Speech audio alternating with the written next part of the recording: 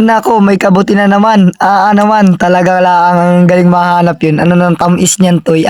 Tapos ire, napakasipag magtabas. Pakitaan lang yung kamuko niya.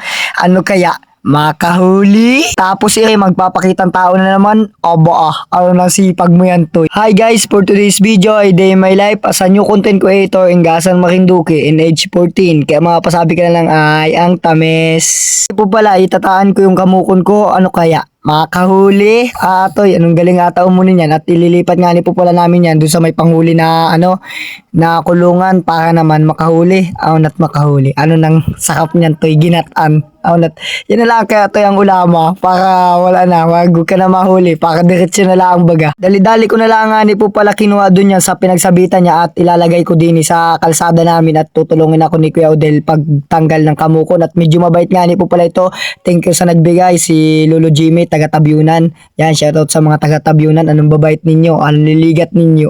Naman, kaliligat. Dali-dali ko na lang nga ni po pala binuksan yung kulungan dyan para kunin yung ibon. Yan guys, ang gulungan ni po pala nung camera ko dito at muntikan pa makawala yung ibon. Sabi ko, makawala ka pat, kainin ta. Natakainin. Lutuan man lang. Sinakaduan na lang nga ni po pala yan. Then, kinuha ko na at itataan na natin for. At shoutout nga ni po pala Lenny kay Nigel Motol, napakasipag nun guys, kaklase ko yon. Yan, shoutout sa iyo. Tapos dito na ako dumaan sa Mailog at medyo malayo-layo lang nga ni po pala yung ataanan ko nito at ataanan ko lang nga ni po pala ito sa lipahan at binakasalubong nga ni po pala ako dyan na may dalang kabuti. Sabi ko, ano kaya? Makalasa, ano nang tamis niyan. So sabaw pa lang ay ulam yan. Yan, masama nga ni po pala siya dyan. Pagtaan si Juliet Maming, yun ay po pinsan ko. Shoutout din si Dini sa Nagalabat. Magalabang nga ni din lang nga ni po pala ako niyan. Pagtapos ko magtaan ng kamuko niya, yung labahin ko guys. So, maunti lang yan guys. Apak-apakan ko lang yan. At nilagyan ko na lang din ito ng tubig, yung kamukon ko. Tinintay ko si Juliet Maming at itataan natin dun yan. At yan, siya nga ni po pala yung pinagdala ko niyan ng kamukon ko. Para naman maganda ang pakataan. Pakataan. So, yan guys, andito na nga ni po pala ako sa nagataanan.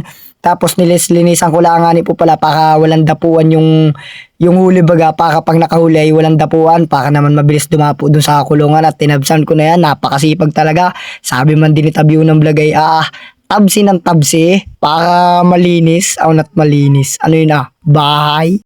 At pinabilis ko na lang nga ni po pala yung pagtabas ko dyan. Tapos pinabot ko na lang din yung kamukon at para naman maganda at medyo mataas-taas nga ni po pala yung itatakan ko niyan.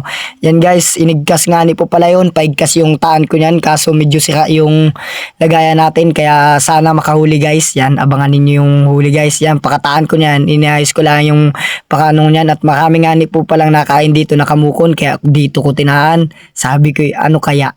Makahuli. Pagkatapos ko nga ni po pala itaan yan ay siyempre maglalaban na tayo. Dali-dali na kaming buwabat na ayun yung kamukon guys. O yan guys, nakataan yan. Talagang pag dumapo sila dun ay may akalagyan yun.